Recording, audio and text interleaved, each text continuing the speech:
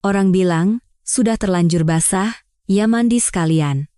Biar aku beritahu satu hal, terkadang, melihat ke masa depan bisa jadi sangat jelas hingga membuatmu merinding. Terutama saat perutmu sudah berteriak selama berbulan-bulan bahwa ada sesuatu yang salah. Tapi apa aku mendengarkannya? Tentu tidak. Aku sibuk berpura-pura menjadi suami yang baik. Si bodoh yang bisa diandalkan. Tipe pria yang percaya begitu saja saat istrinya bilang, dia harus lembur untuk keempat kalinya dalam seminggu itu. Malam itu hari Selasa, dan seharusnya itu sudah menjadi pertanda bahaya pertama, karena tidak pernah ada hal baik yang terjadi di hari Selasa. Aku berbaring telentang di ranjang ukuran king size yang kami pilih bersama. Ranjang yang kami beli dari pameran furnitur di Grand Indonesia, di mana pramuniaganya dengan kurang ajar mengatakan kami akan menciptakan banyak kenangan indah di atasnya. Yah, ternyata istriku, Sinta, memang sedang menciptakan kenangan. Tentu saja, bukan denganku. Aku berada dalam kondisi aneh antara sadar dan tidur. Belum sepenuhnya pingsan, tapi otakku sudah mulai memutar cuplikan mimpi-mimpi ganjil. Saat itulah aku mendengar suara pancuran air menyala lagi. Ini adalah mandi keduanya hari ini. Aneh. Mengingat Sinta jauh dari kata penggila kebersihan. Jangan salah sangka, dia tidak jorok, tapi dia tipe wanita yang mandi 2 hari sekali jika tidak ada janji penting. Tapi 2 kali dalam sehari, pikiran bawah sadarku menyimpan fakta itu di dalam folder berlabel kejanggalan. Saat suara air masih terdengar, mataku menangkap sesuatu. Tas tangannya tergeletak di kursi rias. Kelihatannya seperti baru saja meledak. Resletingnya terbuka, dan separuh isinya tumpah ruah, berserakan di lantai parket kayu kami seperti tempat kejadian perkara di pinggiran Jakarta. Ada lip gloss, struk belanja, ikat rambut, dan barang-barang yang sepertinya hasil borongan dari seluruh rak produk travel di Indomaret. Aku bukan tipe suami yang suka menggeledah tas istri. Itu seperti salah satu pantangan dalam pernikahan. Setara dengan tidak menurunkan dudukan toilet atau melupakan hari jadi. Tapi pemandangan berantakan itu menggangguku, dan aku memutuskan untuk menjadi suami yang baik dan membereskannya sebelum dia keluar dan memulai sesi bersih-bersih tengah malam karena stres. Dia kadang-kadang begitu, saat pekerjaan sedang menggila. Jadi, di sanalah aku, berlagak seperti orang Samaria yang baik hati, memunguti permen tolak angin dan penyegar napas, sambil bertanya-tanya mengapa wanita butuh 17 produk bibir yang semuanya terlihat sama. Saat itulah tanganku menyentuh sesuatu yang tidak termasuk dalam kategori barang istri pada umumnya. Benda itu kecil, dingin saat disentuh, dengan nuansa logam yang terasa mahal, ramping, dan punya tujuan yang jelas. Aku menariknya keluar dan mengamatinya di bawah cahaya lampu tidur. Sebuah tabung perak, panjangnya sekitar 10 cm. Desainnya minimalis, seolah-olah Apple memutuskan untuk masuk ke bisnis pelumas pribadi. Seluruh permukaannya dipenuhi tulisan Jepang. Huruf kanji hitam tebal di atas logam perak, kelihatan mahal. Bukan sesuatu yang bisa kau ambil sambil lalu saat membeli susu atau obat flu di apotek lokal. Pikiran pertamaku, ini produk medis. Mungkin dia punya masalah kesehatan yang terlalu memalukan untuk dibicarakan. Masalah kewanitaan bisa jadi rumit, dan Sinta tidak pandai membicarakan topik yang tidak nyaman. Tapi setelah dipikir lagi, kalau ini produk medis, kenapa dari Jepang? Dan kenapa dia tidak bilang apa-apa padaku? Rasa penasaran membunuh kucing, kata pepatah. Aku meraih ponselku, membuka kamera, dan memindai teksnya. Google Translate adalah anugerah terindah pada pukul 11.30 malam, saat kau duduk di kamarmu dan meragukan semua yang kau ketahui tentang pernikahanmu. Ketika hasil terjemahan muncul di layar, aku merasa suhu darahku turun setidaknya 10 derajat. Pelumas pribadi premium untuk pria. Formula tahan lama. Pelumas pria. Bukan untuk wanita, bukan untuk pasangan. Untuk pria. Dan ini bukan barang baru. Tabungnya sudah setengah kosong, dengan tanda-tanda pemakaian yang sering. Aku memutarnya di tanganku. Kepalaku mencoba memahami benda di depanku, tapi instingku sudah 3 langkah di depan, meneriakkan peringatan yang tidak ingin ku dengar. Istriku tidak pernah membeli barang seperti ini untuk kami. Sialan, Kami bahkan jarang menggunakan pelumas biasa. Kalaupun pakai, itu produk standar dari apotek yang botolnya mirip botol obat. Benda ini kelihatannya lebih mahal dari anggaran belanja mingguan kami, dan jelas bukan sesuatu yang dia beli untuk aktivitas ranjang kami. Aku menatap tabung itu dengan tatapan kosong, seolah berharap benda itu akan menumbuhkan kaki dan menjelaskan dirinya sendiri. Mungkin ada penjelasan logis, hadiah iseng untuk pesta bujang seorang teman, atau barang milik temannya yang tidak sengaja masuk ke tasnya. Atau mungkin aku terlalu banyak menonton Mata Najwa belakangan ini dan jadi paranoid, tapi kemudian, mataku tertuju pada tabletnya. Dia meninggalkannya begitu saja di meja kerja setelah mengerjakan slide presentasi tadi. Layarnya masih menyala, menampilkan layar utama dengan folder-folder aplikasi yang tertata rapi, yang selalu dia banggakan. Setiap folder punya nama yang lucu, hiburan, alat kerja, belanja bulanan. Tunggu, belanja bulanan? Aku belum pernah melihat Sinta menggunakan aplikasi belanja. Wanita yang selalu memaksaku pergi ke 3 supermarket berbeda karena setiap barang harus dari merek bagus, tiba-tiba membuat folder belanja di tabletnya? Rasanya seperti menemukan teman veganmu menyembunyikan burger di tasnya. Tanganku gemetar saat mengetuk folder itu. Di dalamnya, ada satu aplikasi yang belum pernah kulihat. Sebuah platform perpesanan dengan ikon yang sengaja dibuat biasa-biasa saja. Ibu jariku melayang di atasnya selama waktu yang terasa seperti 1 jam, meski mungkin sebenarnya hanya 30 detik. Inilah saatnya. Saat di mana aku akan tahu apakah aku hanya paranoid, atau seluruh hidupku adalah sebuah kebohongan. Aku membuka aplikasi itu. Riwayat obrolan dimuat, dan di paling atas, ada percakapan dengan seseorang bernama Reno. Foto profilnya hanya siluet, tapi pesan-pesannya. Sial, pesan-pesan itu. Gak sabar ketemu Kamis nanti. Aku sudah pesan kamar biasa di hotel mulia. Bawa barang itu, ya. Yang perak. Semuanya jadi jauh lebih baik kalau pakai itu. Aku akan melakukan hal-hal yang suamimu tidak akan pernah bisa lakukan untukmu. Aku menggulir ke atas. Tepi penglihatanku mulai kabur saat pesan-pesan selama berminggu-minggu terungkap. Deskripsi detail tentang kamar hotel. Foto-foto eksplisit yang tidak pernah ingin kulihat. Dan penyebutan merek pelumas yang sama persis dengan yang kini ada di telapak tanganku yang berkeringat. Stempel waktu di setiap pesan terasa seperti pukulan telak di ulu hati. Setiap lembur di kantor. Setiap janji dengan teman-temannya. Setiap malam saat dia bilang, sayang, aku capek banget hari ini. Semuanya bohong. Pancuran air masih menyala, dan aku bisa mendengar Sinta menyenandungkan lagu pop Indonesia seolah tanpa beban. Seolah dia tidak baru saja menghancurkan seluruh pernikahan kami dengan sebuah tabung pelumas Jepang setengah pakai dan aplikasi obrolan rahasia yang disembunyikan di folder belanja palsu. Aku menatap tabung itu lagi, lalu ke pesan-pesan itu, lalu kembali ke tabung. Tanganku tidak lagi gemetar. Sebaliknya, tanganku mulai bergerak dengan kejernihan yang tidak kusangka ku miliki. Aku diam-diam berjalan ke dapur, membuka laci serba-serbi, dan mengeluarkan sebuah tabung lem super kuat industrial yang kubeli bulan lalu untuk proyek perbaikan rumah. Jika Sinta ingin bermain-main dengan pelumas impor yang mahal, maka sialan, aku akan memberinya pengalaman yang tidak akan pernah dia lupakan seumur hidupnya. Akhirnya, suara pancuran berhenti. Kau tahu perasaan saat menonton film horor dan ingin berteriak pada si pirang bodoh untuk tidak masuk ke ruang bawah tanah? Nah, bayangkan sekarang kaulah si pirang bodoh itu. Bedanya, alih-alih ruang bawah tanah, ini adalah pernikahanmu, dan alih-alih pembunuh berantai, ada seorang istri selingkuh yang akan mendapatkan kejutan seumur hidupnya. Aku baru saja menyelesaikan proyek seni dan kerajinan kecilku di dapur. Sebut saja, Makeover Rumah Ekstrem. Edisi pelumas. Saat itulah aku mendengar pintu kamar mandi terbuka. Jantungku berdebar mendengar suara telapak kakinya yang telanjang menapak di lantai parket kami, tapi bukan dengan cara yang romantis seperti dulu.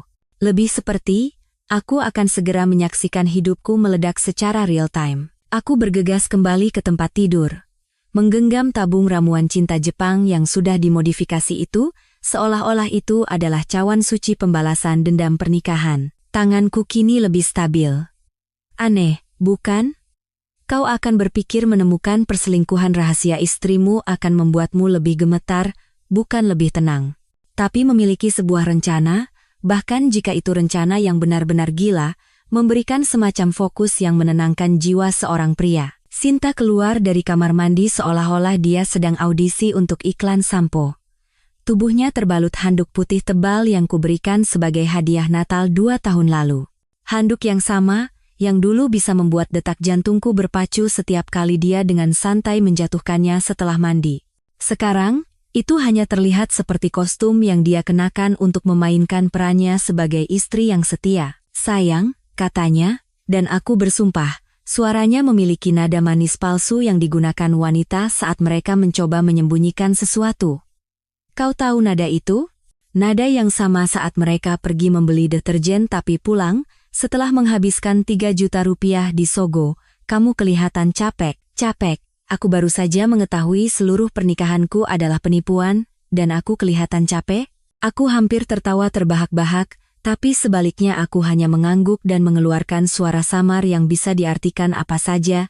Daria, hari ini berat, hingga aku tahu kamu selingkuh dengan si Reno itu. Dia berjalan ke dapur-dapur di rumah kami, yang kami beli saat kami masih percaya pada hal yang sama, seperti selamanya, dan sampai maut memisahkan kita. Aku mendengar suara-suara biasa kehidupan rumah tangga. Dia bergerak, membuka lemari, menyalakan keran seorang wanita yang berpura-pura menjadi istri yang penuh kasih sambil mungkin merencanakan kencan berikutnya. Beberapa menit kemudian, dia kembali dengan segelas susu, menawarkannya kepadaku seperti persembahan damai.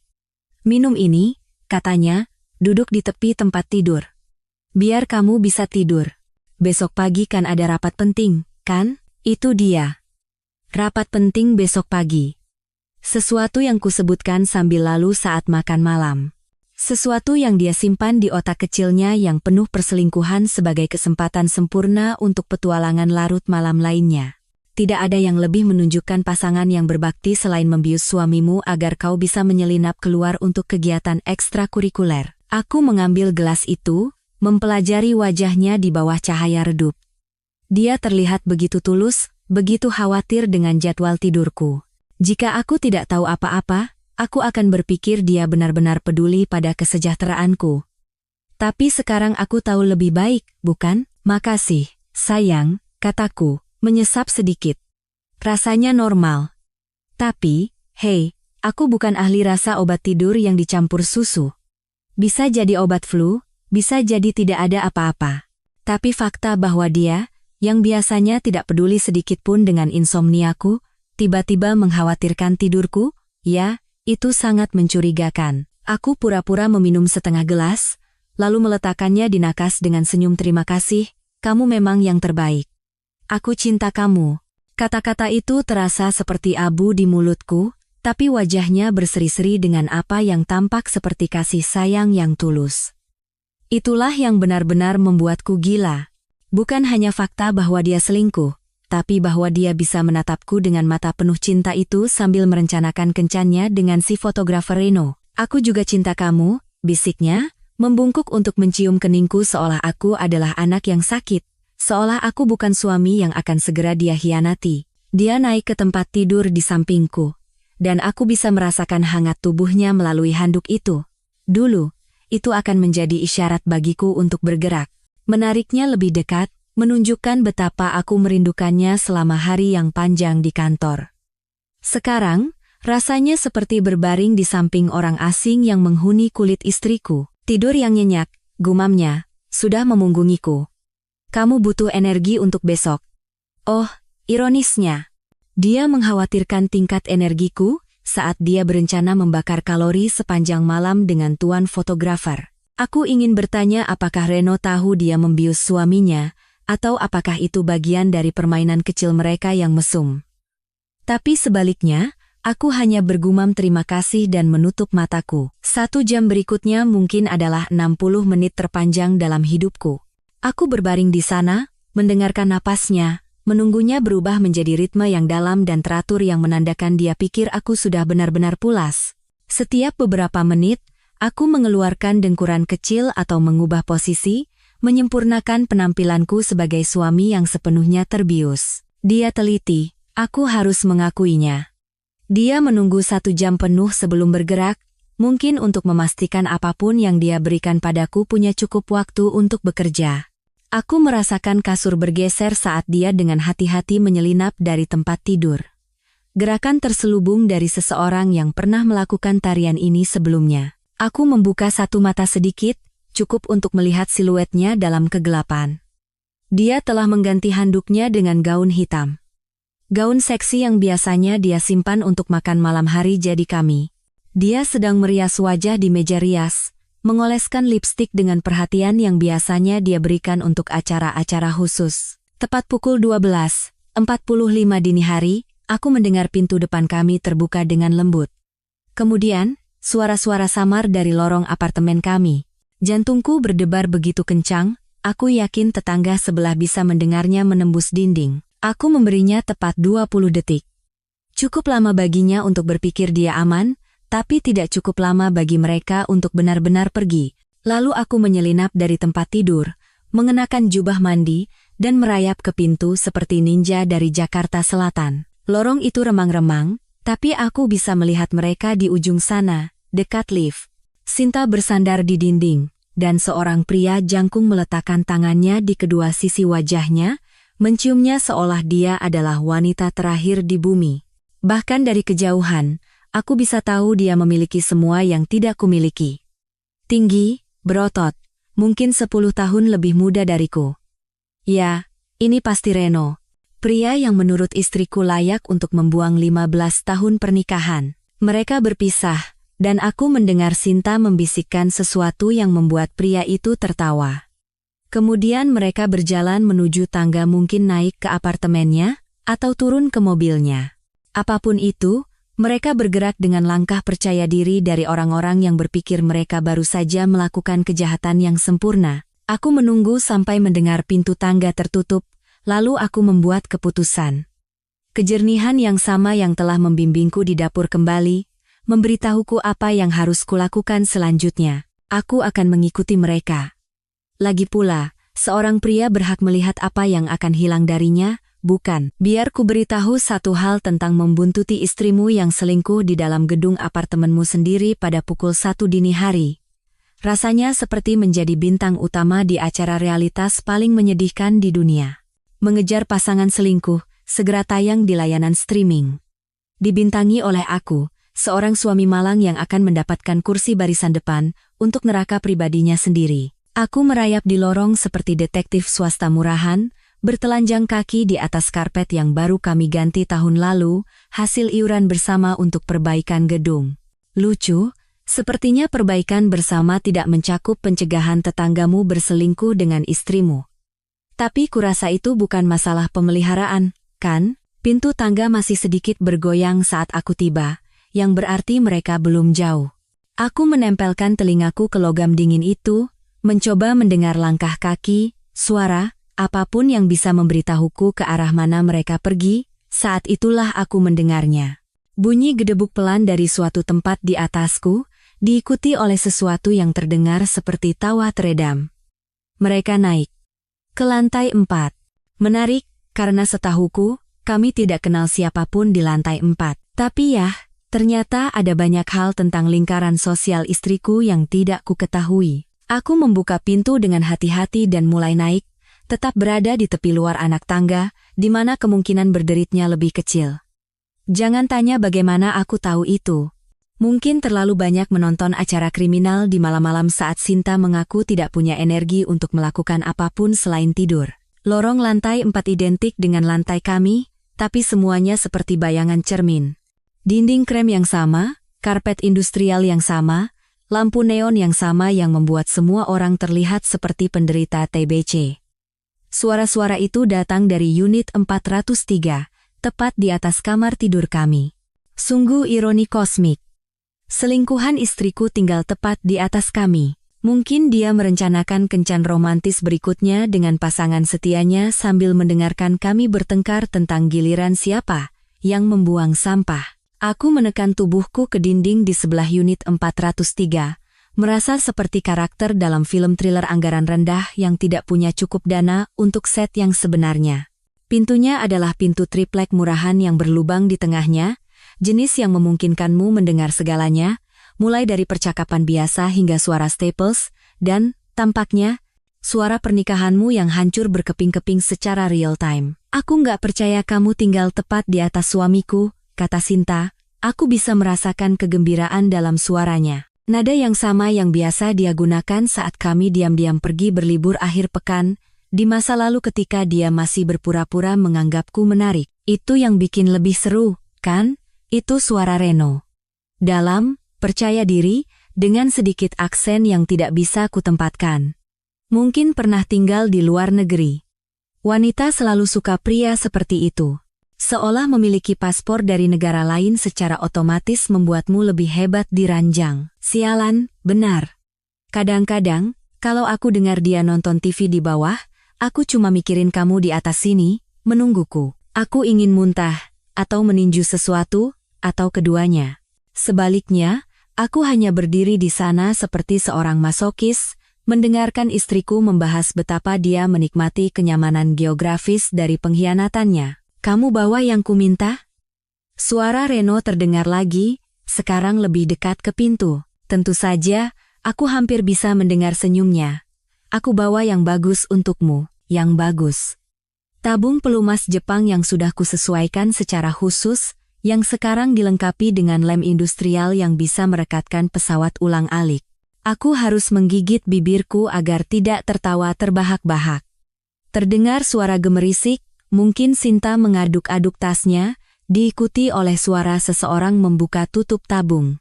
Jantungku berdebar sangat kencang, aku khawatir mereka bisa mendengarnya menembus dinding. Sempurna, kata Reno.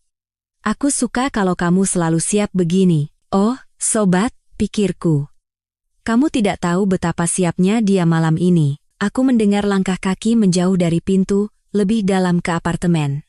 Suara-suara itu memudar, tapi aku masih bisa menangkap nada umumnya, main-main, menggoda, membangun suasana menuju apa yang mereka pikir akan menjadi malam perselingkuhan sukses lainnya.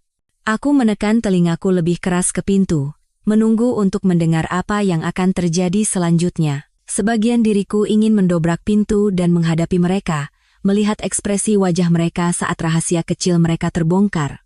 Tapi bagian lain dari diriku, bagian yang dengan susah payah mengganti isi tabung itu, ingin menunggu dan melihat bagaimana drama ini akan berlangsung. Apartemen itu sunyi selama beberapa menit. Mungkin mereka sedang memulai acara utama. Aku membayangkan Reno berbaring di perabotan murahannya, merasa cukup puas dengan dirinya sendiri karena telah merayu seorang wanita yang sudah menikah yang tinggal tepat di bawahnya, dan bahkan membuatnya membawa perlengkapan sendiri. Lalu aku mendengar suara Sinta. Santai saja, ini akan luar biasa. Kata-kata terakhir yang terkenal, ya, sayang. Selama sekitar 30 detik, tidak ada apa-apa selain jenis suara yang kau harapkan dari dua orang yang berpikir mereka akan mengalami saat-saat terbaik dalam hidup mereka. Sedikit gerakan, napas berat, dan latar belakang audio umum dari dua orang dewasa yang akan segera mengetahui bahwa Karma memiliki selera humor yang benar-benar aneh. Lalu semuanya berubah. Apa ini? Suara Reno, tajam dan bingung. Tunggu, ada yang aneh. Apa maksudmu? Kata Sinta. Aku bisa mendengar nada panik pertama merayap ke dalam suaranya. Apa yang kamu lakukan? Reno meninggikan suaranya lagi. Sial. Apa yang kamu oleskan padaku? Aku tidak mengerti. Sinta terdengar benar-benar bingung, yang akan menjadi lucu jika tidak begitu menyedihkan. Ini barang yang sama seperti biasa. Tabung perak itu. Merek Jepang yang kamu suka. Yah, ada yang salah. Kita tidak bisa bergerak. Sialan, kita menempel. Itu dia. Momen yang kutunggu-tunggu. Suara manis dari dua orang peselingkuh yang menyadari bahwa malam penuh gairah mereka baru saja berubah menjadi keadaan darurat medis. Aku menyeringai seperti orang gila, wajahku menempel di pintu, mendengarkan kepanikan mereka meningkat. Jangan ditarik, desis Sinta. Nanti malah makin parah. Gimana caranya nggak ditarik? Kita benar-benar menempel seperti dilem. Nggak mungkin. Ini pelumas, bukan lem. Oh, istriku yang manis dan bodoh. Kalau saja kau tahu betapa salahnya dirimu. Beberapa menit berikutnya seperti mendengarkan acara komedi paling memuaskan di dunia. Mereka mencoba segalanya. Air dari wastafel dapur, sabun dari kamar mandi, bahkan sesuatu yang terdengar seperti minyak goreng. Tidak ada yang berhasil. Lem super kuat industrial melakukan persis seperti yang dirancangnya, menciptakan ikatan permanen antara dua permukaan. Dalam kasus ini, permukaan itu kebetulan adalah istriku yang selingkuh dan pacarnya. Kita harus telepon seseorang, kata Reno, suaranya tegang karena rasa sakit dan malu. Telepon siapa? Mau bilang apa? Nggak tahu. Dokter. Ambulans 119? Ya Tuhan. Ini memalukan sekali. Kamu belum lihat apa-apa sayang. Setelah sekitar 40 menit upaya yang semakin putus asa untuk memisahkan diri, mereka akhirnya menyerah. Aku mendengar Reno menelepon. Ya, halo, 119, saya butuh ambulans. Agak sulit dijelaskan, tapi kami semacam menempel. Aku memutuskan itu adalah isyaratku untuk pergi. Lagi pula, aku tidak ingin berada di lorong saat petugas medis tiba. Itu akan canggung bagi semua orang yang terlibat. Tapi saat aku berjalan kembali menuruni tangga, aku tidak bisa menahan senyum. Tahap 1 selesai. Terkadang, alam semesta memiliki selera humor yang begitu aneh, begitu sempurna disesuaikan untuk memberikan ironi maksimal, sehingga kau hampir harus percaya pada semacam keadilan kosmik.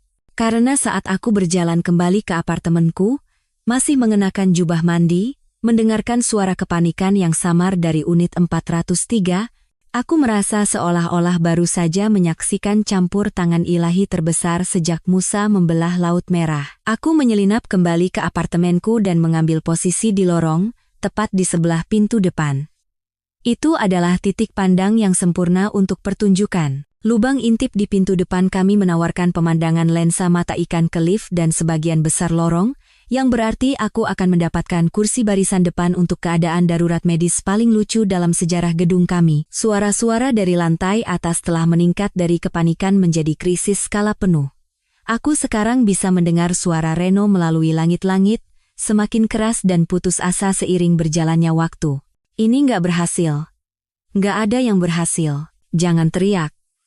Bentak Sinta, tapi bahkan bisikannya cukup keras untuk menembus dinding tipis. Nanti tetangga dengar. Oh, sayangku. Para tetangga pasti akan mendengar, melihat, dan mungkin merekam semuanya di ponsel mereka. Ini tahun 2024, tidak ada yang pribadi lagi. Terutama ketika melibatkan dua orang telanjang yang saling menempel seperti proyek seni dan kerajinan porno. Terdengar langkah kaki di lorong atas, lalu suara pintu apartemen Reno terbuka. Ya, halo, kami yang menelepon untuk keadaan darurat. Suaranya tegang, berbicara dengan seseorang di telepon. Lantai 4, unit 403. Dan tolong, lakukan ini diam-diam, diam-diam. Tentu. Pasti ada cara diam-diam untuk menangani dua orang dewasa yang saling menempel dengan lem super saat berselingkuh.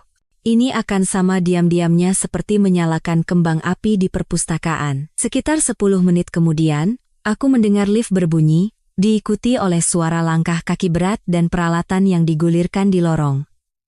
Petugas medis telah tiba, dan mereka tidak datang dengan tangan kosong. Sekarang ada beberapa suara, semuanya berusaha mempertahankan ketenangan profesional medis yang mereka gunakan saat berhadapan dengan situasi yang benar-benar tidak masuk akal. Jadi, kalau saya tidak salah paham, kata seorang petugas medis, suaranya dengan mudah menembus konstruksi bangunan yang murah, bapak dan ibu ini menempel, ya? Itu kecelakaan, kata Reno cepat.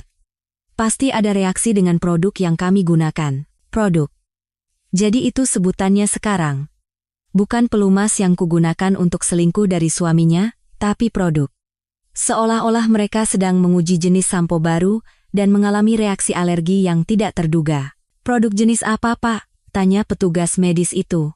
Aku bisa mendengar kegembiraan yang nyaris tidak tertahan dalam suaranya. Orang-orang ini mungkin telah melihat segalanya, tapi ini pasti akan menjadi cerita yang akan mereka ceritakan di warung kopi selama bertahun-tahun. Pelumas pribadi, kata Sinta, suaranya begitu pelan hingga nyaris tak terdengar. Merek Jepang. Kami pernah menggunakannya sebelumnya tanpa masalah. Bu, bisa tolong bicaranya lebih keras sedikit, dan jika ibu masih punya kemasannya, saya perlu melihatnya. Terdengar suara gemerisik, lalu suara Reno, ini dia. Tapi saya tidak mengerti apa yang salah. Ini belum pernah terjadi sebelumnya. Aku berharap bisa melihat wajah petugas medis itu saat dia memeriksa hasil karyaku. Dari luar, tabungnya terlihat sangat normal. Wadah perak yang sama, tulisan Jepang yang sama, kemasan profesional yang sama. Hanya isinya yang telah ditingkatkan dari ramuan cinta menjadi perekat permanen. Pak, maaf saya harus mengatakan ini, tapi ini bukan lagi pelumas, ini lem industrial. Seseorang telah mengganti isinya. Keheningan yang mengikuti benar-benar manis. Aku hampir bisa mendengar roda gigi berputar di kepala mereka saat mereka mencoba memproses apa yang baru saja mereka dengar. Seseorang telah menyabotase perlengkapan perselingkuhan mereka, tapi siapa? Bagaimana? Mengapa? Tidak mungkin, kata Reno akhirnya. Tabungnya tersegel. Sinta baru saja mengeluarkannya dari tasnya. Yah, Pak. Kecuali Bapak dan Ibu memutuskan untuk bereksperimen dengan bahan bangunan malam ini, seseorang jelas telah merusak ini. Pertanyaannya adalah, siapa yang punya akses ke sana? Oh, ironi yang lezat ini. Mereka benar-benar terjebak bersama, mencoba mencari tahu siapa yang mungkin tahu tentang rahasia kecil mereka.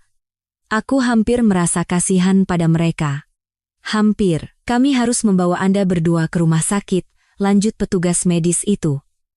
Jenis perekat ini tidak akan lepas dengan sendirinya, dan kami akan memerlukan peralatan khusus untuk memisahkan Anda dengan aman. Tidak bisakah Anda menggunakan semacam pelarut atau apa? Tanya Sinta putus asa. Bu, benda ini dirancang untuk merekatkan logam ke beton. Sabun dan air tidak akan mempan. Kami harus sangat berhati-hati untuk menghindari kerusakan permanen. Kerusakan permanen. Kata-kata itu menggantung di udara seperti hukuman mati. Aku bertanya-tanya apakah salah satu dari mereka memikirkan tentang kerusakan permanen kiasan yang telah mereka sebabkan, atau apakah mereka terlalu fokus pada kerusakan permanen harfiah yang mungkin akan mereka hadapi. Bagaimana kita akan membawa mereka turun? Tanya suara lain. Mereka tidak bisa berjalan ke lift dalam kondisi ini. Kita harus menggunakan tandu dan membawa mereka bersama-sama.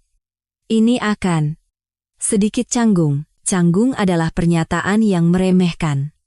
Aku membayangkan logistik membawa 2 orang dewasa yang menempel dalam cara yang paling intim, menuruni 4 lantai tangga dan masuk ke ambulans. Ini akan membutuhkan pemecahan masalah kreatif yang signifikan. Saya ingin Anda berdua mencoba untuk tetap diam sebisa mungkin, kata kepala petugas medis, gerakan apapun bisa memperburuk keadaan. Kami akan menutupi Anda dengan selimut, memasukkan Anda ke tandu, dan membawa Anda ke UGD. Bagaimana dengan privasi kami? Tanya Reno. Akan ada orang di lorong. Tetangga dengan kamera. Pak, saya mengerti kekhawatiran Anda, tapi prioritas kami saat ini adalah memberikan perawatan medis kepada Anda. Privasi? Yah, itu akan sedikit sulit dalam situasi saat ini. Aku mendengar lebih banyak gerakan dari lantai atas, suara peralatan dipasang, dan kesibukan umum para profesional medis yang mencoba mencari cara menangani situasi yang jelas tidak ada dalam manual pelatihan mereka. Dan kemudian, tibalah saat yang kutunggu-tunggu. Pintu apartemen Reno terbuka, diikuti oleh suara beberapa pasang kaki di lorong atas, mereka akan membawa mereka keluar. Aku mengambil posisi di lubang intip untuk pertunjukan sekali seumur hidup. Ini lebih baik daripada TV berbayar, lebih baik daripada acara realitas apapun, lebih baik daripada pagi Natal. Ini adalah keadilan yang disajikan dingin. Dengan sisi penghinaan publik, lift berbunyi, dan aku mendengar dengungan mekanis tandu yang digulirkan keluar. Melalui lubang intip, aku bisa melihat petugas medis mengarahkan sesuatu yang besar dan tertutup selimut ke arah lift. Selimut itu tidak cukup besar untuk menutupi semuanya, dan aku bisa melihat sekilas 2 pasang kaki yang menonjol pada sudut yang sangat aneh. Di belakang mereka, kerumunan kecil tetangga yang tertarik oleh keributan itu mengikuti. Ibu Wati dari unit 302, tentu saja, sudah mengeluarkan ponselnya. Mahasiswa dari unit 201 berpura-pura santai tapi jelas merekam segalanya. Bahkan Pak RT yang galak dari lantai 1 telah keluar dari sarangnya untuk melihat ada apa. Pintu lift tertutup, dan gedung menjadi sunyi, kecuali obrolan bersemangat dari para tetangga yang membahas apa yang baru saja mereka saksikan. Aku menunggu beberapa menit lagi, lalu sedikit membuka pintu dan melangkah ke lorong. Malam yang sibuk, ya, kata Ibu Wati, masih memegang ponselnya. Lihat apa yang terjadi? Aku menggelengkan kepala, memasang ekspresi tetangga bingung terbaikku. Saya dengar sirine, tapi saya sedang tidur. Ada apa? Ada 2 orang menempel. Mereka harus membawa keduanya ke rumah sakit dengan satu tandu, katanya, matanya berbinar karena gosip. Menempel? Bagaimana? Yah, katanya, membungkuk seolah kami adalah konspirator. Kudengar mereka sedang, kau tahu, intim, dan ada yang salah dengan produk yang mereka gunakan. Aku mengeluarkan suara yang terdengar cukup terkejut, lalu kembali ke dalam dan menuangkan segelas besar scotch yang sangat pantas kudapatkan. Tahap 2 selesai. Pernah dengar tentang Walk of Shame? Yah, ternyata, itu lebih seperti Shuffle of Shame, gerakan yang sangat hati-hati dan sangat menyakitkan, yang membuatmu terlihat seperti baru saja ditabrak truk yang dikemudikan oleh karma, ketika kau baru saja dipisahkan secara medis dari selingkuhanmu setelah kalian saling menempel seperti proyek sains yang aneh. Aku duduk di meja makan keesokan paginya, menyeruput kopi dan membaca berita di tabletku seperti suami normal yang istrinya tidak menghabiskan malam menempel pada anatomi pria lain. Saat itulah, aku mendengar kunci dimasukkan ke dalam gembok. Waktu menunjukkan sekitar pukul 10.30 pagi, jadi mereka berada di rumah sakit selama kira-kira 9 jam. 9 jam dari apa yang pastinya merupakan pengalaman medis paling memalukan dalam sejarah kedokteran darurat. Pintu terbuka perlahan. Seolah orang di sisi lain takut dengan apa yang akan mereka temukan. Atau mungkin mereka hanya bergerak dengan hati-hati karena setiap langkah terasa seperti berjalan di atas pecahan kaca. Sinta muncul lebih dulu. Dan, sial, dia tampak seperti baru saja melewati blender. Rambutnya berantakan. Tatanan rambut yang sempurna dari tadi malam telah digantikan oleh sesuatu yang menjerit. Aku baru saja menghabiskan 9 jam di ranjang rumah sakit mencoba menjelaskan kepada para profesional medis mengapa aku menempel pada pria yang bukan suamiku. Riasannya benar-benar luntur, wajahnya pucat dan kuyu, dan lingkaran hitam di bawah matanya membuatnya tampak 10 tahun lebih tua dalam semalam. Tapi cara dia bergeraklah yang benar-benar menjadi tanda dari aku telah membuat pilihan hidup yang sangat, sangat buruk. Dia berjalan pincang, seolah setiap langkah menyakitkan. Kakinya sedikit terbuka, yang menunjukkan bahwa duduk akan menjadi sebuah petualangan yang cukup menantang. Gaun hitam seksi yang dia kenakan untuk merayu Rino kusut dan ternoda oleh sesuatu yang tampak seperti disinfektan rumah sakit. Selamat pagi, sayang, kataku tanpa mengalihkan pandangan dari tabletku. Bagaimana malammu? Pulangnya agak larut, ya. Dia membeku di ambang pintu, seperti rusa yang tersorot lampu depan. Mungkin mencoba mengingat kebohongan omong kosong yang telah dia siapkan selama perjalanan ambulans. Ada keadaan darurat di kantor. Krisis klien. Aku harus tinggal sampai larut untuk menanganinya. Keadaan darurat. Krisis klien. Maksudku, dia tidak salah. Pasti ada keadaan darurat, dan itu jelas menciptakan krisis. Hanya saja bukan jenis yang dia maksud. Oh, kasihan sekali, kataku, akhirnya mengangkat kepala dengan ekspresi suami prihatin terbaikku, kamu kelihatan lelah sekali. Dan, hei, cara jalanmu agak aneh, kamu terluka? Ekspresi wajahnya adalah sebuah mahakarya. Dia mencoba mempertahankan ilusi bahwa dia telah menghabiskan malam berurusan dengan spreadsheet dan panggilan video, sambil secara bersamaan mencoba menjelaskan mengapa dia terlihat seperti baru saja melewati alat penyiksaan abad pertengahan. Aku jatuh dari tangga di kantor. Pinggangku terkilir, jatuh dari tangga.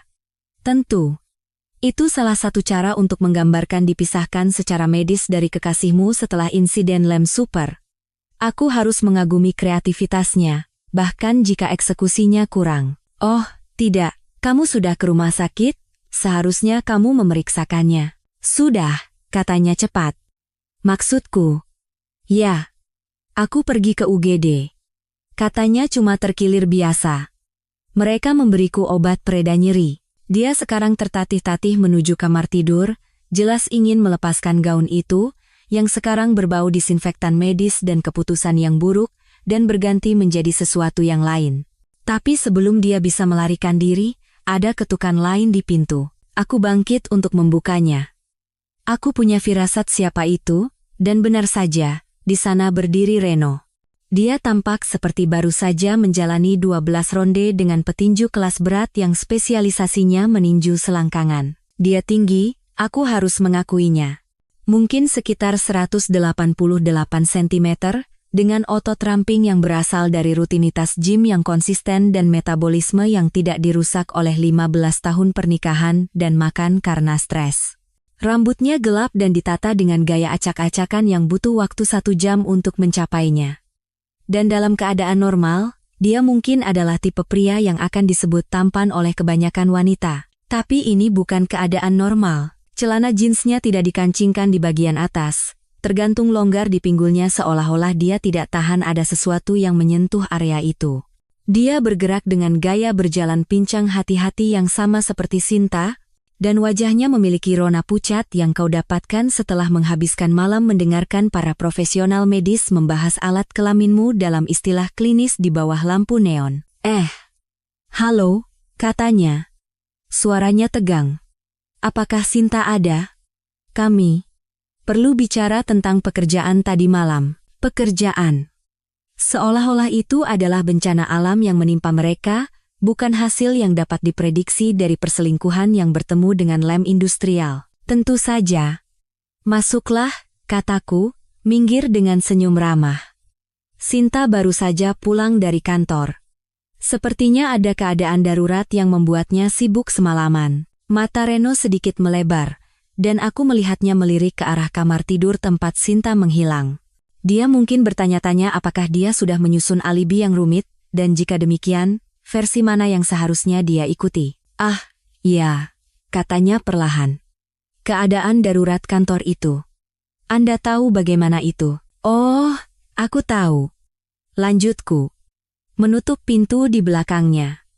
Manajemen krisis, pengendalian kerusakan, mencoba memperbaiki hal-hal yang salah besar. Terkadang situasi itu membutuhkan penanganan yang sangat sensitif. Aku menyindir habis-habisan, tapi aku tidak bisa menahannya. Pria itu berdiri di ruang tamuku, mungkin masih merasakan efek pelarut industrial yang mereka gunakan untuk memisahkannya dari istriku, dan dia sama sekali tidak tahu bahwa aku tahu persis jenis keadaan darurat yang membuat mereka berdua sibuk semalaman. Sinta muncul dari kamar tidur dengan celana olahraga dan kaos longgar, pakaian yang menjerit. Aku tidak baik-baik saja, dan aku tidak ingin ada yang menyentuh tubuhku. Ketika dia melihat Reno di ruang tamu kami, wajahnya melewati sekitar 17 ekspresi berbeda dalam 2 detik. Reno, katanya, suaranya hati-hati terkendali. Apa yang kamu lakukan di sini? Kita perlu membahas situasi tadi malam. Mereka berdua berbicara dalam kode, mencoba berkomunikasi tentang keadaan darurat medis mereka, dengan cara yang tidak akan membuatku curiga. Rasanya seperti menonton 2 orang mencoba membahas perampokan bank hanya dengan menggunakan kata-kata yang bisa kau temukan di buku anak-anak. Kenapa kalian tidak duduk? Saranku dengan ramah. Kalian berdua kelihatan tidak sehat. Tatapan yang mereka tukar adalah kepanikan murni. Duduk jelas bukan bagian dari rencana mereka, yang berarti kunjungan rumah sakit mereka bahkan lebih traumatis dari yang kubayangkan. Sebenarnya, aku pikir aku harus berbaring, kata Sinta cepat. Obat pereda nyeri ini membuatku pusing. Dan aku juga harus pergi, tambah Reno. Aku hanya ingin memastikan kamu baik-baik saja. Tentu saja dia baik-baik saja, kataku, melingkarkan lenganku di bahu Sinta. Dia tersentak saat aku menyentuhnya tapi mencoba menyamarkannya sebagai kelelahan. Istriku kuat. Dia bisa menangani apapun yang dilemparkan kehidupan padanya. Reno mengangguk dengan canggung dan menuju pintu, bergerak seperti koboi yang menghabiskan terlalu banyak waktu di pelana. Aku akan meneleponmu nanti. Tentang proyek itu, kata Sinta lemah. Proyek itu. Setelah dia pergi, Sinta mengerang dan merosot ke sofa, mencoba menyamarkan suaranya sebagai menguap. Aku pikir aku sakit, katanya. Sebaiknya kamu tidur di kamar tamu malam ini. Aku tidak ingin menularkan apapun yang kumiliki. Oh, aku cukup yakin apa yang dia miliki tidak menular. Kecuali jika kebodohan dan perselingkuhan adalah penyakit menular. Meskipun, kalau dipikir-pikir, itu akan menjelaskan banyak hal tentang perilaku manusia. Tentu saja, sayang, kataku, mengambilkannya segelas air. Kamu istirahat saja. Aku akan mengurus semuanya, dan aku memang akan melakukannya. Tahap 3 akan segera dimulai. Mereka bilang balas dendam adalah hidangan yang paling enak disajikan dingin, tapi aku selalu lebih suka menyajikannya panas membara, dengan sisi penghinaan publik. Selain itu, ketika istrimu yang selingkuh sudah berjalan seperti baru saja ditendang oleh kuda, apa salahnya menambahkan sedikit bumbu pada proses pemulihannya? Aku memainkan peran suami yang berbakti sepanjang sore itu. Itu adalah penampilan pemenang Oscar yang akan membuat Meryl Streep menangis. Aku membawakan Sinta bantal, mengatur termostat, dan bertanya setiap 20 menit apakah dia butuh sesuatu, bertingkah seperti pria yang paling khawatir di dunia, tentang cedera misterius istrinya yang berhubungan dengan pekerjaan. Dia memanfaatkannya habis-habisan, tentu saja. Setiap gerakan disertai dengan ringisan. Setiap perubahan posisi dengan napas dramatis. Dan dia mengembangkan rengekan kecil menyedihkan ini yang dia gunakan setiap kali dia pikir aku tidak melihat langsung. Rasanya seperti menonton pertunjukan satu orang, istri yang menderita, yang diperankan oleh seseorang yang belum pernah mengalami rasa sakit yang nyata tetapi telah menonton banyak sinetron. Aku rasa aku harus makan sesuatu, katanya sekitar pukul 4 sore, dari posisinya yang terbaring di sofa seperti putri yang terluka. Tapi perutku sangat sensitif sekarang. Ada yang ringan? Oh, perutnya sensitif. Menarik. Aku bertanya-tanya apakah itu ada hubungannya dengan stres karena menghabiskan 9 jam di rumah sakit menjelaskan kepada para profesional medis mengapa kau terhubung secara anatomis dengan pria yang bukan suamimu, atau apakah itu hanya efek samping dari obat pereda nyeri yang mereka berikan padanya. Tentu saja, sayang, kataku, sudah menuju dapur. Aku akan membuatkanmu sesuatu yang istimewa, kamu istirahat saja. Sesuatu yang istimewa, memang. Aku telah merencanakan makanan ini sejak saat dia berjalan pincang melewati pintu depan. Serangan yang diatur dengan cermat pada sistem pencernaannya yang sudah terganggu. Ini akan menjadi simfoni bumbu. Aku mulai dengan sate kambing. Tapi ini bukan sate biasa. Aku merendam dagingnya dengan bumbu yang akan membuat cabai jalapeno mengajukan tuntutan. Bubuk cabai hantu, serpihan Carolina Reaper, saus habanero, dan cukup banyak capsaicin untuk mengelupas cat. Untuk tekstur, aku menambahkan beberapa cabai rawit Thailand dan sedikit pasta wasabi. Kenapa tidak? Sementara kambing itu menyerap panas 1000 matahari, aku beralih ke udang bawang putih. Aku suka bawang putih sama seperti orang lain, tapi ini adalah bawang putih dengan tujuan. Di mana resep normal akan menggunakan 2 siung, aku menggunakan sekitar 10, ditambah bubuk bawang putih, garam bawang putih, dan beberapa bawang putih hitam yang kusimpan untuk acara khusus. Udang-udang itu berenang dalam bawang putih, yang cukup untuk mengusir setiap vampir dalam radius 5 blok. Tapi puncaknya adalah kepiting saus Padang. Aku memesannya dari restoran Singapura di pusat kota, yang mengiklankan panas vulkanik otentik mereka dan membuatmu menandatangani surat pernyataan sebelum mereka menyajikan hidangan terpedas mereka. Ini bukan hanya makanan. Ini adalah pengalaman bersantap bersenjata yang seharusnya datang dengan pemadam apinya sendiri. Baunya enak dari sini, panggil Sinta dari ruang tamu, suaranya masih mempertahankan nada terluka yang menyedihkan itu. Kamu masak apa? Hanya beberapa makanan favoritmu, jawabku sambil menyeringai, menata semuanya di atas piring yang pantas untuk restoran bintang 5. Kamu kelihatannya stres akhir-akhir ini, jadi aku ingin melakukan sesuatu yang istimewa. Stres? Ya. Tidak ada yang meningkatkan tingkat stres seperti dipisahkan secara medis dari kekasihmu. Aku membawakan pesta itu di atas nampan, lengkap dengan serbet kain pertama dan peralatan perak yang bagus yang kami simpan. Presentasinya indah. Penataan tingkat restoran yang menutupi fakta bahwa ini adalah makanan yang dirancang untuk menyiksa seseorang dengan organ dalam yang terganggu. Oh, wow, kata Sinta, mencoba duduk di sofa. Ini kelihatan luar biasa. Kamu tidak perlu repot-repot. Bukan masalah sama sekali, aku meyakinkannya, meletakkan nampan di meja kopi. Aku tahu betapa kamu suka makanan pedas, dan setelah malam yang kamu lalui, aku pikir kamu butuh sedikit comfort food. Itulah kejeniusan rencanaku. Sinta memang suka makanan pedas. Dalam keadaan normal, dia bisa menangani tingkat kepedasan yang akan membuat kebanyakan orang lari mencari susu. Tapi ini bukan keadaan normal, kan? Seluruh sistem pencernaannya mungkin sudah dalam keadaan memberontak karena stres, obat pereda nyeri, dan makanan rumah sakit apapun yang mereka paksakan padanya selama masa tinggalnya di neraka medis yang berkepanjangan. Dia menggigit sate kambing pertama, dan aku memperhatikan wajahnya seperti elang mempelajari mangsanya. Untuk sesaat, ekspresinya adalah kekaguman murni. Dagingnya dimasak dengan sempurna, rasanya kompleks dan seimbang, dan dalam keadaan lain, itu akan menjadi makanan yang benar-benar luar biasa. Kemudian panasnya menghantam. Dimulai dengan matanya yang sedikit melebar, diikuti dengan jeda dalam mengunyah dan menelan yang sangat hati-hati yang menunjukkan bahwa dia sudah menyesali pilihan hidupnya. Tapi dia sudah terlanjur basah kuyup, terjebak oleh kebutuhannya untuk mempertahankan topeng bahwa semuanya baik-baik saja. Ini enak sekali, katanya. Tangannya meraih gelas air. Gerakannya terlalu cepat untuk dianggap santai. Sangat beraroma.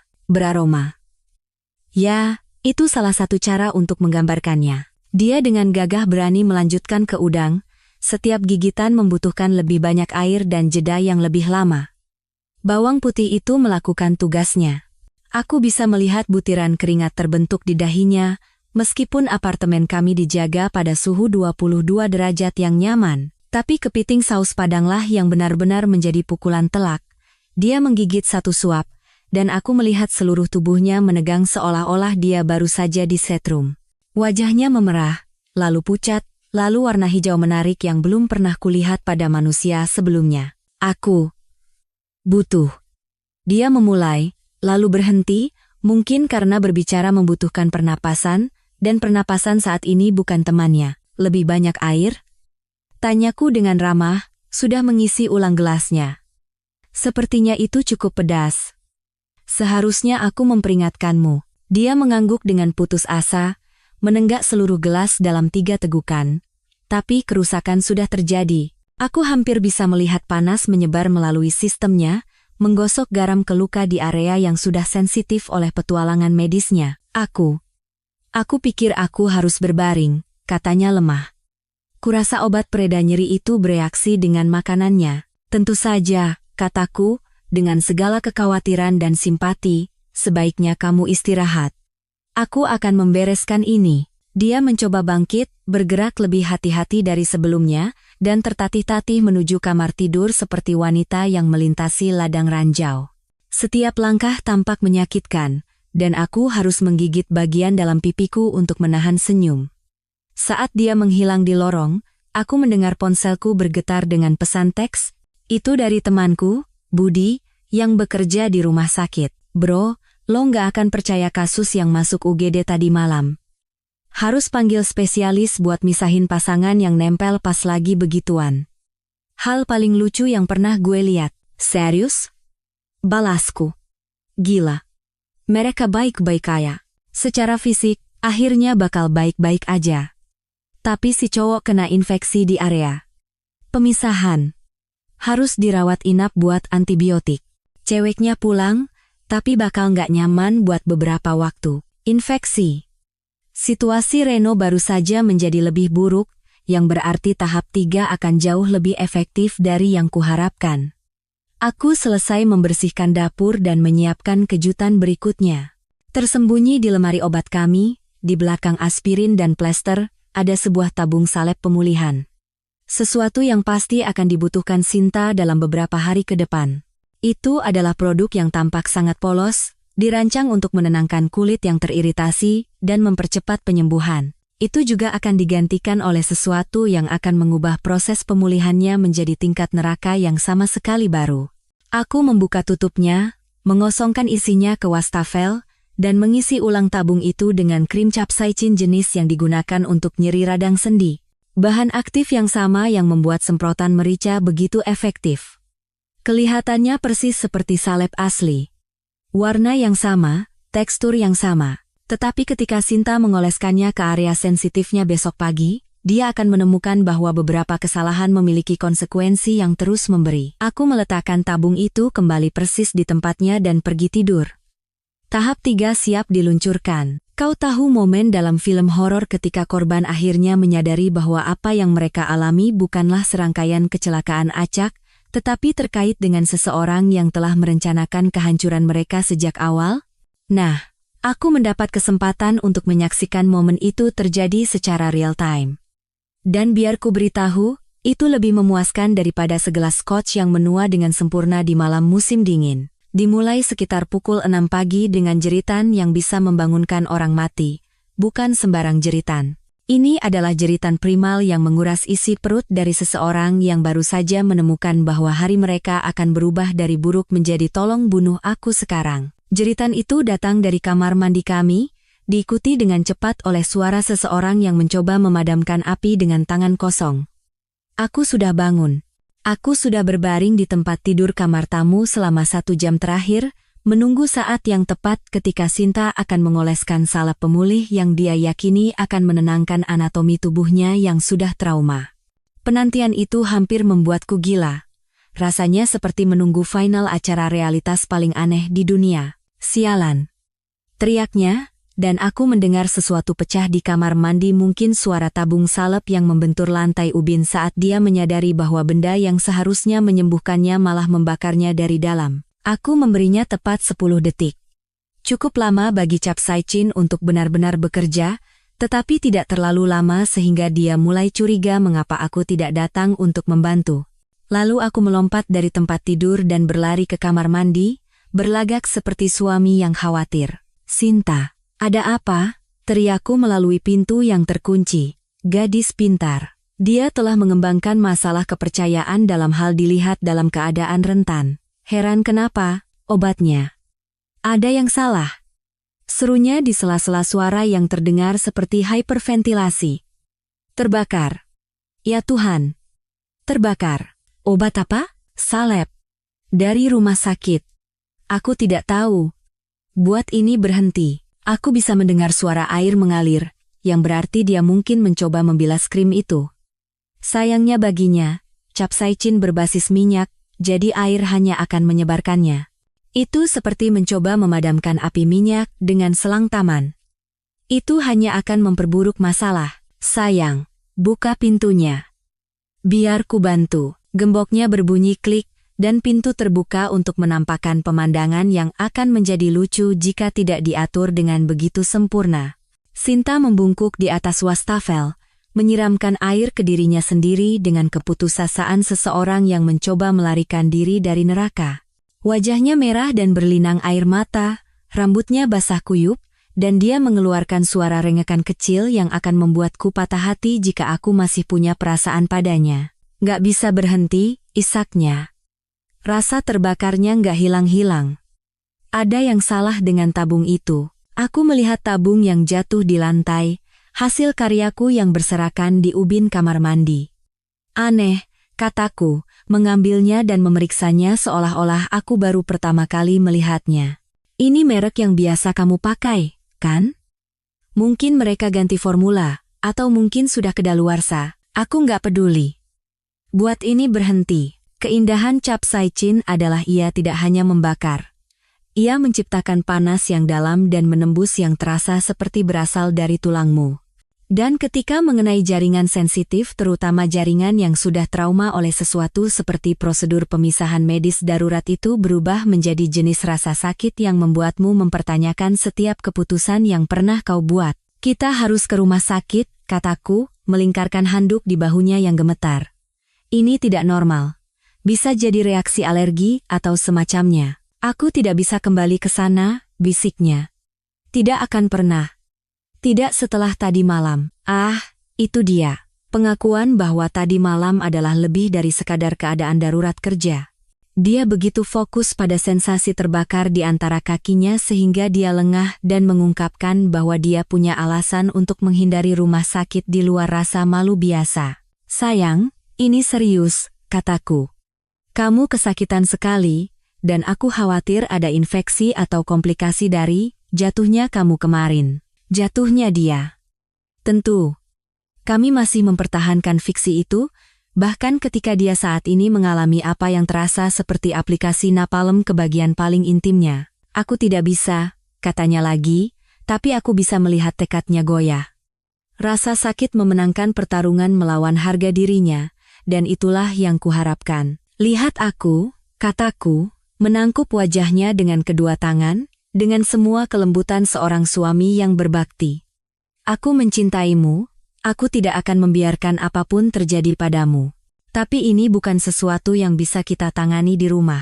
Perjalanan ke rumah sakit adalah simfoni penderitaan." Sinta tidak bisa duduk dengan benar di kursi penumpang.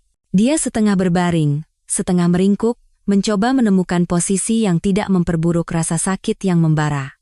Setiap gundukan di jalan membuatnya tersentak dalam gelombang penderitaan baru, dan dia mencengkeram gagang pintu begitu erat sehingga aku khawatir dia akan merobeknya. "Bagaimana ini bisa terjadi?"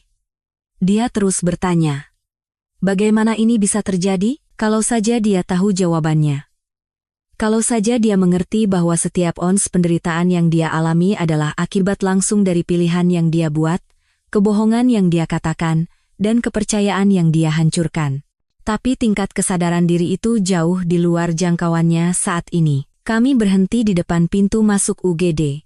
Tempat yang sama di mana, kurang dari 12 jam yang lalu, dia dibawa keluar terikat pada kekasihnya seperti kembar siam porno. Ironi itu tidak luput dariku, dan aku harus menahan senyum saat membantunya keluar dari mobil. Perawat triase melirik kondisi Sinta sekali dan segera menempatkannya di ruang pribadi. Menjadi pelanggan tetap jelas memiliki keuntungan, terutama ketika kunjunganmu sebelumnya melibatkan pemisahan secara medis dari seseorang yang bukan pasanganmu. Dr. Wijoyo masuk, dokter yang sama yang mengawasi prosedur pemisahan. Ekspresinya seperti seseorang yang mengalami minggu paling aneh dalam karir medisnya, atau telah memasuki alam semesta alternatif di mana kehidupan seks orang-orang telah menyatakan perang terhadap anatomi dasar. "Ibu Sinta," katanya, melirik rekam medisnya. "Kembali lagi begitu cepat. Ada masalah?" Sinta mencoba menjelaskan tentang salep, rasa sakit yang membara, reaksi yang dia alami. Dr. Wijoyo mendengarkan dengan kesabaran profesional yang datang dari pengalaman bertahun-tahun menangani misteri medis, tapi aku bisa melihat kekhawatiran tumbuh di matanya saat dia memeriksanya. "Tingkat peradangan ini parah," katanya akhirnya. "Kerusakan jaringan dari prosedur kemarin, ditambah dengan apa yang tampak seperti luka bakar kimia, telah menciptakan situasi yang berpotensi serius." "Luka bakar kimia." Kata-kata itu menggantung di udara seperti hukuman mati. "Apakah Anda yakin dengan salep yang Anda gunakan?" tanyanya. "Karena reaksi ini konsisten dengan paparan capsaicin atau iritan serupa." Sinta tampak bingung, yang bisa dimengerti, mengingat dia sama sekali tidak tahu bahwa suaminya yang tercinta telah melakukan eksperimen kimia dengan perlengkapan pemulihannya. "Saya menggunakan tabung yang biasa," katanya lemah, "tapi ada yang salah." Dr. Wijoyo mengangguk termenung. "Mengingat tingkat kerusakan dan risiko infeksi, saya akan merekomendasikan intervensi bedah. Kita perlu mengangkat jaringan yang terkena sebelum nekrosis terjadi." Nekrosis. Itu adalah kata yang menarik perhatian. Kematian jaringan. Itu berarti kerusakan permanen, jenis konsekuensi yang tidak bisa disembuhkan hanya dengan waktu dan niat baik. "Operasi?" Suara Sinta nyaris berbisik. "Sayangnya, ya. Kombinasi trauma kemarin dan paparan kimia hari ini telah menciptakan situasi di mana perawatan konservatif tidak akan cukup. Kami perlu membuang jaringan yang rusak untuk memberinya kesempatan terbaik untuk sembuh dengan baik." Aku meremas tangannya sebagai dukungan. "Lakukan apapun yang menurut Anda terbaik, Dok. Kami hanya ingin dia baik-baik saja." Formulir persetujuan dibawa masuk, dan aku melihat Sinta menandatangani sebagian dari dirinya dengan tangan gemetar. Dia menangis sekarang, bukan hanya karena rasa sakit fisik, Tetapi karena kesadaran yang perlahan merayap bahwa tubuhnya akan diubah secara permanen oleh peristiwa 24 jam terakhir. Berapa lama pemulihannya? Tanyaku, memainkan peran suami yang prihatin dengan sempurna. Setidaknya beberapa minggu, jawab Dr. Wijoyo, dan akan ada perubahan permanen. Beberapa sensasi mungkin tidak akan kembali normal. Perubahan permanen. Beberapa sensasi mungkin tidak akan kembali normal. Aku menyimpan frasa-frasa itu dalam pikiranku untuk nanti, untuk dinikmati dalam konteks yang tidak ada hubungannya dengan lingkungan rumah sakit yang steril dan segalanya berkaitan dengan kepuasan mendalam karena keadilan akhirnya ditegakkan. Saat mereka membawa Sinta ke ruang operasi, dia meremas tanganku untuk terakhir kalinya. "Aku cinta kamu," katanya, suaranya tebal karena obat penenang dan ketakutan. "Aku juga cinta kamu," jawabku. Dan untuk pertama kalinya dalam beberapa bulan, aku bersungguh-sungguh. Aku mencintai versi dirinya yang ini, rapuh, menghadapi konsekuensi, dan akhirnya membayar harga untuk pengkhianatannya. Operasi berlangsung 3 jam, dan ketika Dr. Wijoyo keluar untuk berbicara denganku, ekspresinya serius. "Kami berhasil mengangkat semua jaringan yang rusak," katanya, "tapi luasnya eksisi lebih besar dari yang kami perkirakan semula. Dia akan membutuhkan tindak lanjut yang ekstensif dan akan ada perubahan fungsional permanen." Aku mengangguk dengan sungguh-sungguh, seperti suami yang berbakti menerima berita mengejutkan tentang istri tercintanya. Di dalam hati, aku sudah merencanakan tahap 4. Ada sesuatu yang sangat puitis dalam menyerahkan surat cerai kepada istrimu yang selingkuh saat dia terbaring di ranjang rumah sakit, terhubung dengan infus, pulih dari operasi, untuk mengangkat bagian tubuhnya sebagai akibat langsung dari perselingkuhannya. Rasanya seolah-olah alam semesta akhirnya memutuskan untuk campur tangan dan menulis akhir yang sempurna untuk kisah cinta yang benar-benar buruk. Aku menghabiskan pagi itu di kantor pengacara, menyelesaikan dokumen. Itu adalah dokumen yang disiapkan dengan perhatian cermat yang akan membuat pengrajin jam tangan Swiss menangis iri. Setiap klausul, setiap stipulasi, setiap manuver hukum dirancang untuk memastikan bahwa Sinta akan meninggalkan pernikahan kami dengan apa yang pantas dia dapatkan. Tidak ada apa-apa. Yah, hampir tidak ada apa-apa. Dia bisa membawa tagihan rumah sakitnya. Dokumen-dokumen itu tersusun rapi di dalam map Manila saat aku berjalan menyusuri koridor rumah sakit, melewati kamar-kamar yang penuh dengan orang-orang yang mengalami kecelakaan nyata dan keadaan darurat medis yang sah. Tidak seperti istriku, yang saat ini mengalami konsekuensi jangka panjang dari pengambilan keputusan yang buruk dan lem industrial. Kamar 347 adalah kamar pribadi, sesuatu yang secara khusus kuminta dan kubayar sendiri. Anggap saja sebagai gestur kebaikan. Aku ingin Sinta memiliki privasi untuk percakapan yang akan menjadi percakapan terburuk dalam hidupnya.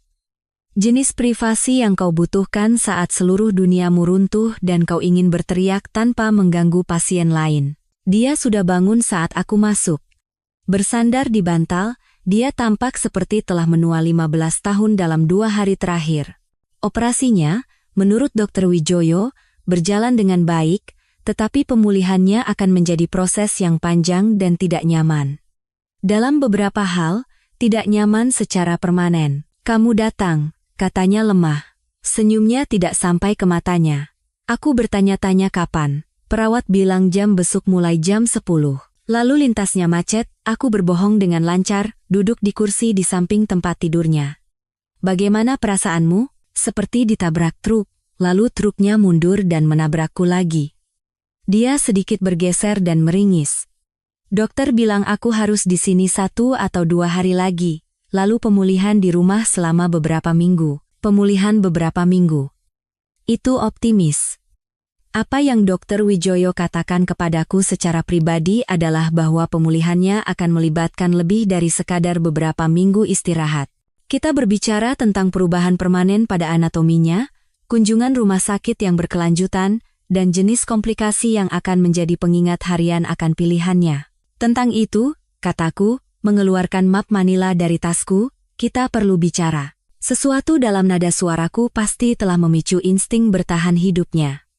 Ekspresinya berubah dari kebingungan karena obat menjadi kewaspadaan yang tajam dalam 2 detik. Dia tiba-tiba sangat terjaga, sangat fokus, dan sangat sadar bahwa percakapan ini bukan tentang bunga ucapan semoga lekas sembuh atau bubur ayam. Apa itu?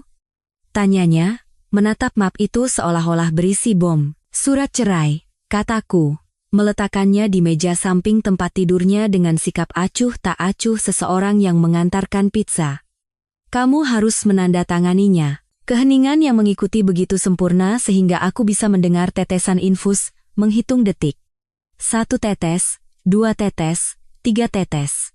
Setiap tetes menandai momen lain saat otak Sinta mencoba memproses apa yang baru saja kukatakan. Apa? Bisiknya akhirnya. Dan harus kukatakan, waktunya sempurna. Kata itu keluar tepat saat dosis obat pereda nyeri yang sangat kuat yang mereka berikan padanya menghantam sistemnya, memberikan kualitas yang tidak nyata dan tidak percaya pada suaranya. Surat cerai, ulangku, membuka map dan menyebarkan dokumen di atas meja seperti membagikan kartu, cukup sederhana. Kamu tidak dapat apa-apa, aku dapat rumah, mobil, tabungan, investasi. Aku dapat hak asuh penuh atas anak kita. Dia menatap dokumen-dokumen itu seolah-olah ditulis dalam bahasa Sanskerta kuno. Aku tidak mengerti. Kenapa? Kenapa sekarang? Aku di rumah sakit, aku baru saja dioperasi. Yah, itulah intinya, bukan? Aku bersandar di kursiku, menyilangkan kaki seolah-olah kami sedang membahas rencana akhir pekan, bukan penghancuran total hidupnya. Lihat, aku tahu tentang Reno. Aku tahu tentang perselingkuhan itu. Pesan-pesan di kamar hotel. Tabung pelumas Jepang perak yang kau gunakan untuk meningkatkan kegiatan ekstrakurikulermu. Warna di wajahnya menghilang begitu cepat sehingga aku pikir dia akan pingsan. Mulutnya terbuka dan tertutup beberapa kali, tetapi tidak ada suara yang keluar. Dia tampak seperti ikan yang megap-megap mencari udara, jika ikan bisa mengalami kengerian eksistensial. Aku tahu kau membiusku agar kau bisa menyelinap keluar untuk kencanmu. Aku tahu tentang aplikasi pesan transkripsi yang kau sembunyikan di folder belanja bulanan. Aku tahu Reno tinggal tepat di atas kita, di unit 403. Dan aku tahu keadaan darurat medismu tadi malam bukanlah kecelakaan kerja seperti yang kau klaim. Setiap pengungkapan menghantamnya seperti pukulan fisik. Aku benar-benar bisa melihatnya menyusut, seolah seseorang perlahan-lahan mengeluarkan udara dari seluruh keberadaannya. Bagaimana? Dia berhasil mengeluarkan suara. Apakah itu penting? Yang penting adalah aku tahu. Dan sekarang, kau akan menandatangani surat-surat ini, bertanggung jawab atas pilihanmu, dan keluar dari hidupku. Dia mencoba untuk duduk tegak, sebuah kesalahan mengingat kondisi medisnya saat ini. Gerakan itu mengirimkan gelombang rasa sakit ke wajahnya yang hampir sepadan dengan harga tiket masuknya. Kamu tidak bisa melakukan ini, katanya, suaranya dipenuhi keputusasaan. Tidak seperti ini. Tidak saat aku terluka dan rentan. Terluka dan rentan? Aku tertawa. Dan tawa itu keluar lebih gelap dari yang kuinginkan. Lucu sekali. Kau cukup mampu untuk membuat keputusan saat kau menyelinap di belakangku. Cukup mampu untuk merencanakan pertemuan hotel dan menggunakan pelumas pada pria lain. Tapi sekarang setelah ada konsekuensinya, tiba-tiba kau terlalu terluka dan rentan untuk menghadapinya, itu tidak berarti apa-apa, katanya. Aku bisa melihat air mata mulai menggenang di matanya. Reno tidak berarti apa-apa bagiku. Itu hanya fisik. Itu adalah kesalahan. Aku membiarkan kata itu menggantung di udara di antara kami. Kau tahu apa itu kesalahan, Sinta? Kesalahan adalah lupa membeli susu dalam perjalanan pulang. Kesalahan adalah membuat janji makan malam ganda. Apa yang kau lakukan adalah serangkaian pilihan yang disengaja, selama berbulan-bulan, bahkan bertahun-tahun. Masing-masing dirancang untuk mengkhianati kepercayaan pria yang mencintaimu. Air mata sekarang mengalir bebas, dan dia mengeluarkan isakan kecil yang orang buat saat mereka mencoba menangis tanpa suara. Dalam keadaan lain, aku mungkin akan merasa kasihan padanya. Tapi ini bukan keadaan lain. Tolong, bisiknya. Kita bisa melewati ini. Kita bisa pergi ke konseling. Aku akan melakukan apa saja untuk memperbaikinya. Apa saja? Aku mencondongkan tubuh ke depan, benar-benar penasaran. Bisakah kau menghapus perselingkuhan itu? Bisakah kau memberiku kembali malam-malam yang kuhabiskan sendirian sementara kau bersama dia? Bisakah kau membatalkan kebohongan, penipuan, penghancuran total dari semua yang telah kita bangun bersama? Dia membuka mulutnya untuk menjawab, tapi aku mengangkat tangan untuk menghentikannya. Karena jika kau tidak bisa melakukan semua itu, dan kita berdua tahu kau tidak bisa, maka tidak ada yang perlu dilewati. Yang ada hanyalah penyelesaian. Aku bangkit dan memindahkan dokumen lebih dekat ke tempat tidurnya. Tanda tangani, Sinta. Terima bahwa ini sudah berakhir, dan cobalah untuk mempertahankan sedikit martabat tentang bagaimana ini berakhir. Dia menatap dokumen itu untuk waktu yang lama, lalu menatapku dengan sesuatu yang mungkin adalah harapan di matanya. Anak kita. Kau tidak bisa mengambil anak kita dari ibunya. Lihat saja aku. Aku mengeluarkan ponselku dan menunjukkan layarnya padanya. Aku punya video kau dan Reno dibawa keluar dari gedung dengan tandu yang sama. Aku punya tangkapan layar dari riwayat pesanmu. Aku punya bukti kau membiusku. Oh ya, aku menguji susu itu, Zolpidem, kalau kau penasaran. Wajahnya memucat lagi, tapi kali ini, ada sesuatu yang tampak seperti ketakutan sejati yang tercampur. Setiap perebutan hak asuh akan melibatkan banyak pertanyaan yang tidak nyaman tentang penilaianmu, gaya hidupmu, dan kelayakanmu sebagai orang tua. Apakah kau benar-benar ingin menempuh jalan itu? Dia meraih dokumen-dokumen itu dengan tangan gemetar dan merobeknya menjadi dua.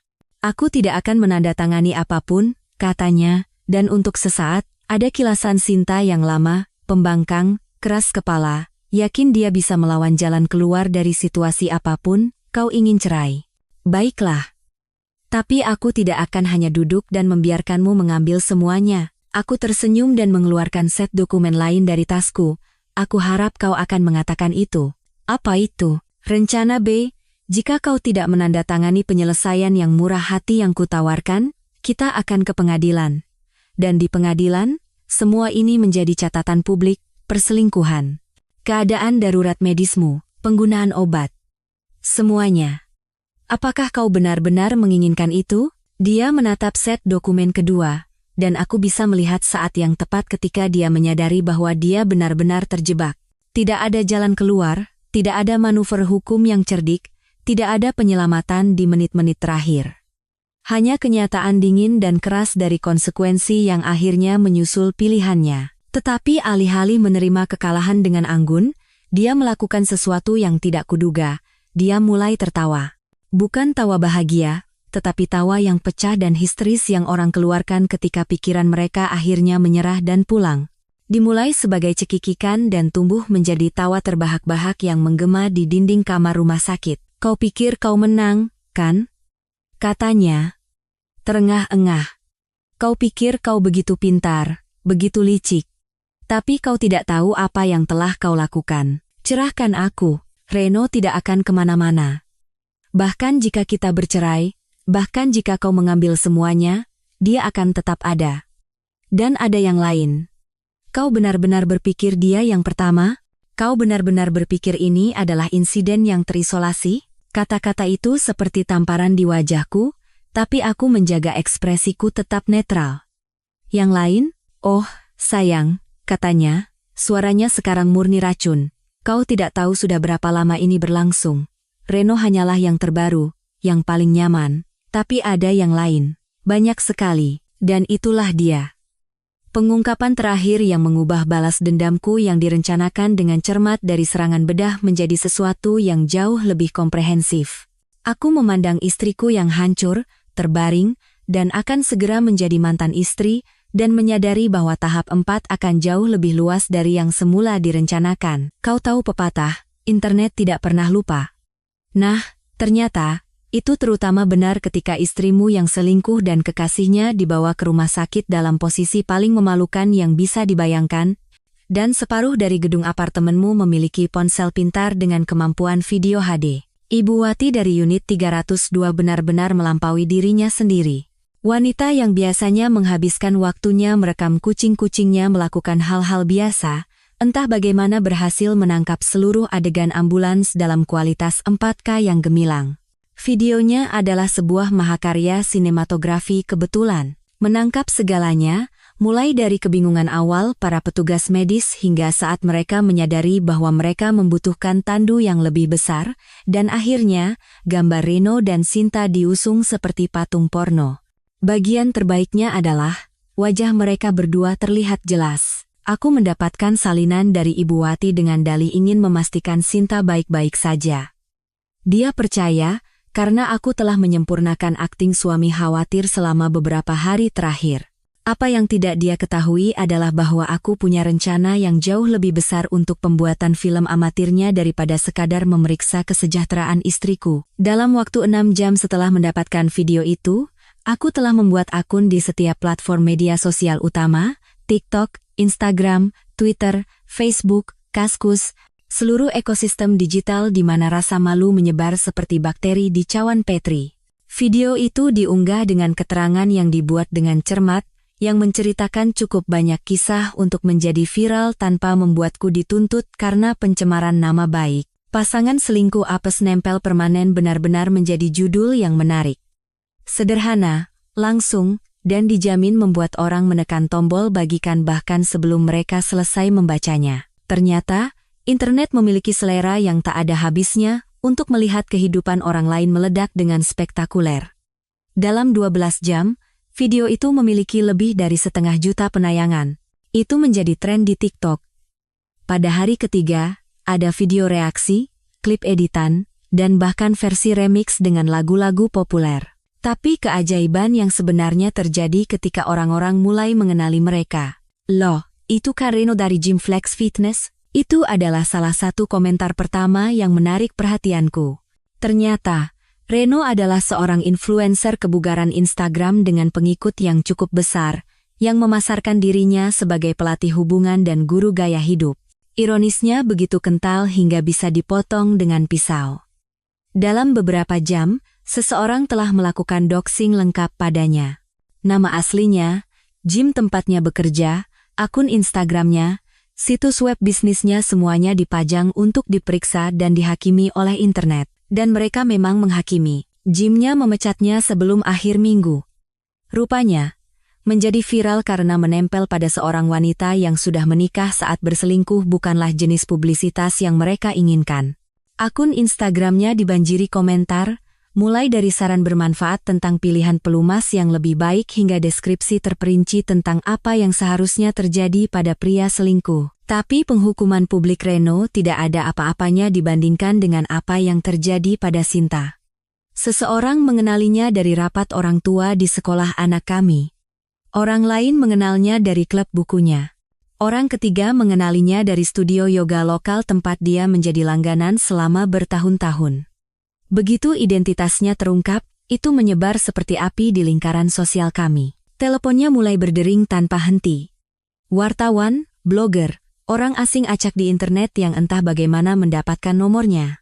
Dia telah membuat kesalahan dengan membiarkan semua akun media sosialnya bersifat publik, yang berarti semua orang dapat melihat kehidupan yang telah dia kurasi dengan cermat selama bertahun-tahun sebagai istri dan ibu yang sempurna. Kontras antara persona online-nya dan kenyataan yang baru saja disaksikan semua orang adalah tambang emas komedi bagi para troll internet. Mereka mulai memposting perbandingan berdampingan. Postingan Instagram Sinta yang berbunyi, "Malam kencan dengan suamiku yang luar biasa" di samping tangkapan layar video ambulans. Status Facebooknya tentang kesetiaan dan kepercayaan dalam pernikahan di samping gambar diam dirinya yang diusung sambil menempel pada pria lain. Teman-temannya mulai menjauh, satu persatu. Klub bukunya secara misterius, memiliki jadwal yang bentrok setiap kali dia mencoba hadir. Studio yoga tiba-tiba tidak dapat menemukan keanggotaannya di sistem mereka. Bahkan kasir di supermarket lokal mulai menatapnya dengan tatapan yang bisa membekukan neraka. Tapi mahakarya yang sebenarnya datang ketika aku menemukan sesuatu yang membuat perselingkuhan Reno tampak seperti amatir. Bukti yang tersembunyi di riwayat penjelajahan tabletnya, sesuatu yang membuat darahku dingin dan memperluas rencana balas dendamku secara eksponensial. Dia tidak berbohong tentang adanya yang lain. Ada banyak sekali. Seluruh jaringan, sebenarnya. Sebuah kelompok pribadi yang beroperasi melalui aplikasi trankripsi dan situs web yang didedikasikan untuk orang-orang yang sudah menikah yang mencari pertemuan rahasia. Ini bukan hanya perselingkuhan biasa. Ini adalah perselingkuhan yang terorganisir dan sistematis, dengan iuran keanggotaan, pemeriksaan latar belakang, dan acara rutin. Sinta telah menjadi anggota premium selama lebih dari 3 tahun. 3 tahun sialan. Buktinya ada di sana semua. Struk hotel, konfirmasi keanggotaan, bahkan ulasan yang dia tulis tentang anggota lain. Dia telah menjalani kehidupan ganda, dan aku terlalu bodoh dan terlalu percaya untuk melihatnya. Tapi sekarang aku melihat semuanya, dan yang lebih penting, aku punya dokumentasi semuanya. Aku mencetak setiap bukti, menyusunnya menjadi sebuah berkas yang komprehensif, dan langsung pergi ke kantor polisi. Bukan karena perselingkuhan itu ilegal, sayangnya tidak, tapi karena jaringan itu sendiri jelas terlibat dalam beberapa kegiatan yang melanggar batas hukum. Pertama, penggelapan pajak. Iuran keanggotaan tidak dilaporkan sebagai pendapatan oleh penyelenggara. Lalu ada masalah prostitusi. Beberapa anggota membayar anggota lain untuk layanan, yang menjadikannya operasi komersial. Dan pukulan telaknya adalah beberapa anggota menggunakan kartu kredit perusahaan dan rekening pengeluaran untuk mendanai kegiatan mereka, yang berarti penggelapan dan penipuan. Inspektur Wijaya mendengarkan ceritaku dengan ekspresi seseorang yang berpikir dia telah melihat semuanya, dan dengan cepat menemukan bahwa dia salah. Ketika aku selesai menyajikan bukti, dia hanya duduk sejenak, menggelengkan kepalanya. Ini akan menjatuhkan banyak orang, katanya akhirnya. Bagus, jawabku. Memang seharusnya begitu. Dalam seminggu penyelidikan telah meluas hingga melibatkan Mabes Polri. Ternyata, jaringan itu beroperasi di beberapa provinsi yang menjadikannya yurisdiksi federal. Aset dibekukan, penangkapan dilakukan, dan tiba-tiba, Sinta tidak hanya menghadapi penghinaan publik. Dia menghadapi tuntutan pidana yang potensial. Berita lokal meliput cerita itu, dan skandal kecil di lingkungan kami menjadi kisah peringatan tentang pernikahan modern dan perselingkuhan digital. Foto Sinta ada di berita malam, diidentifikasi sebagai tokoh kunci dalam jaringan perselingkuhan multiprovinsi. Dia berhenti meninggalkan rumah sama sekali. Dia tidak menjawab teleponnya, tidak menanggapi email atau pesan teks. Dia menjadi tahanan di rumah kami sendiri, takut menghadapi dunia yang sekarang tahu persis siapa dia sebenarnya. Dan Reno? Dia menghilang begitu saja. Meninggalkan kota, menutup akun media sosialnya, dan lenyap seolah-olah dia tidak pernah ada. Gerakan yang cerdas, sebenarnya. Internet mungkin memiliki ingatan yang panjang, tetapi mudah teralihkan jika kau menghapus dirimu dari persamaan. Tapi Sinta tidak bisa menghilang. Dia punya terlalu banyak koneksi, terlalu banyak tanggung jawab, terlalu banyak bukti yang mengikatnya pada semuanya. Dia terjebak, dan dia tahu itu.